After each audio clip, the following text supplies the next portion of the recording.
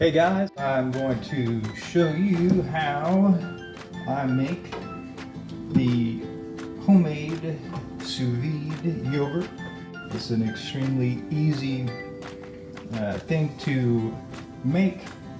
All you really need is mason jars with lids and a sous-vide bath, milk, and a little bit of yogurt starter from the last batch that I made.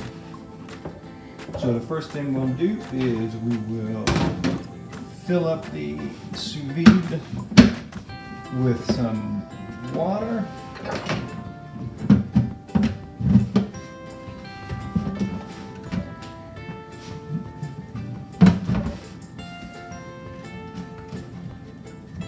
And we'll tighten this back here.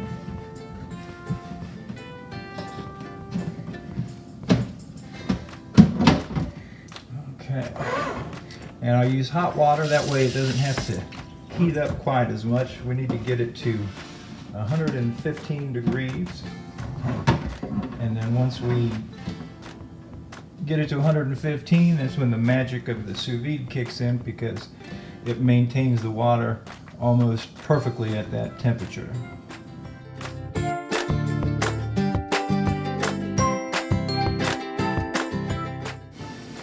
Okay, so while that's filling, I'll get out the yogurt starter and the milk. The milk has to be ultra pasteurized. That way you can just go straight into the sous vide.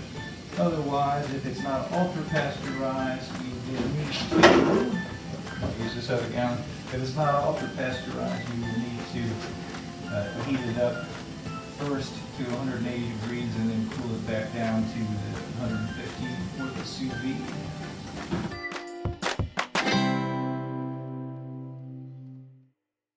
Here's some from my last batch. I did over get my mason jars and a couple of lids.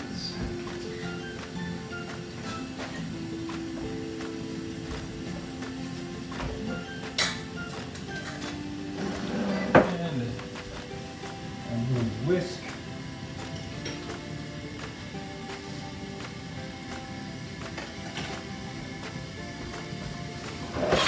And a tablespoon.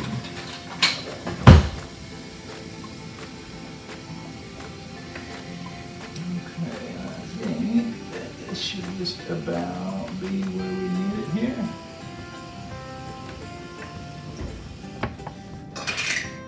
Okay.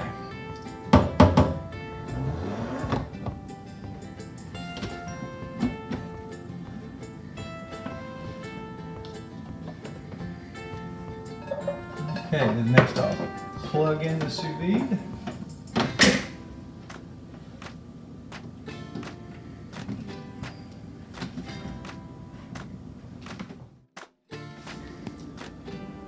We'll go ahead and turn it on.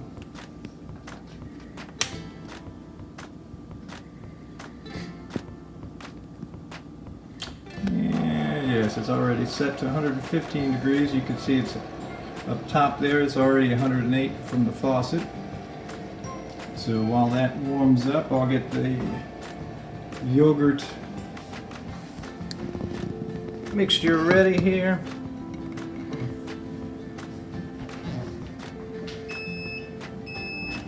That didn't take any time at all. Move this out of the way.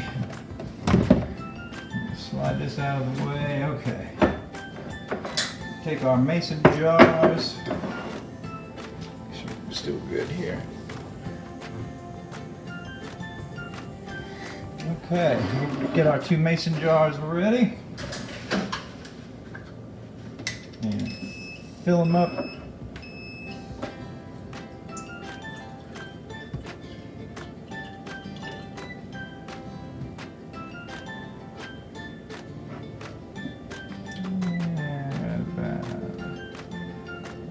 Good. This one here.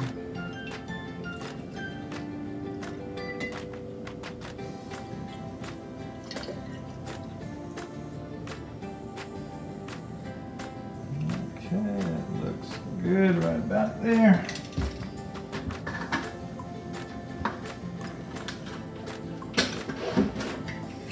Go ahead and take some of the yogurt from the last batch here, put in a tablespoon and a half.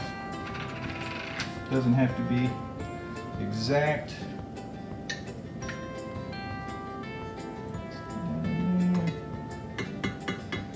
And a bit here.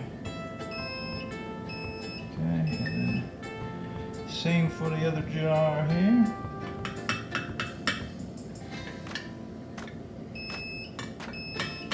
Turn off that beeper.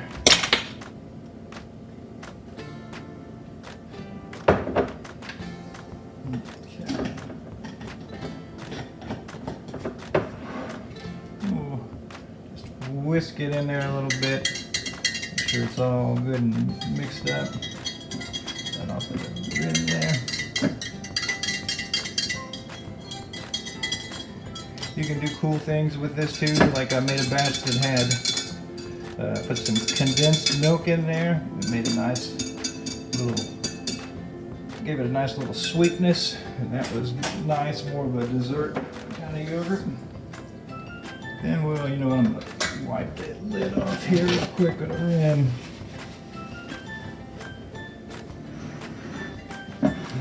Voila. And we'll cap it off.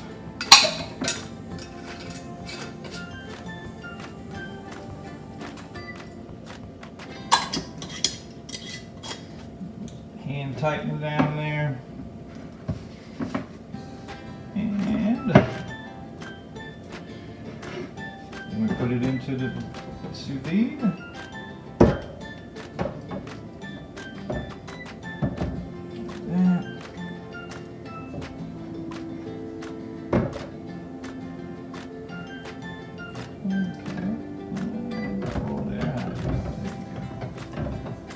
There we go. Make sure the top's down here tight so we don't want to lose our water to evaporation there. And that's just about out. Let's put that one in here, and that does it.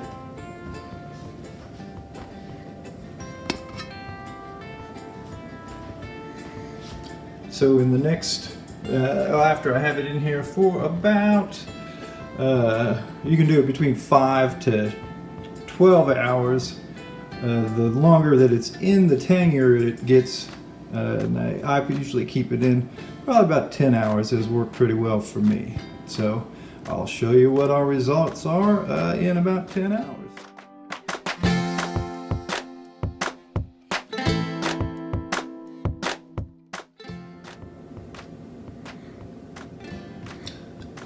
Okay guys, we are right at 10 hours. Let's see how we did.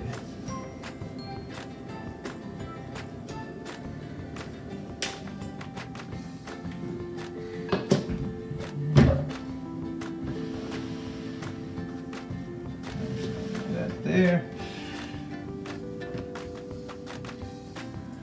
And so there's some options at this point.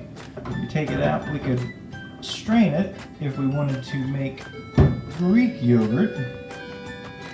That's the only difference between regular and Greek yogurt, is you strain out the whey, or you can keep straining it, keep draining it overnight and have something more along the consistency of cream cheese. And we use this in place of sour cream in many dishes. I have it for breakfast every morning with a little bit of jam, and so nice thick, even just without doing the straining.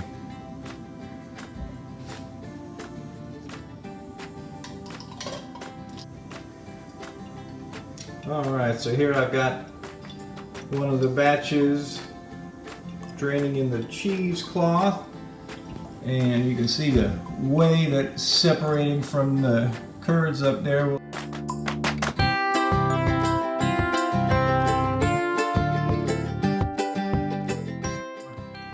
And then this will be really good in place of sour cream and for other cooking needs. And then the other batch, I prefer to have it with the whey in it, and that's what I eat for breakfast every morning.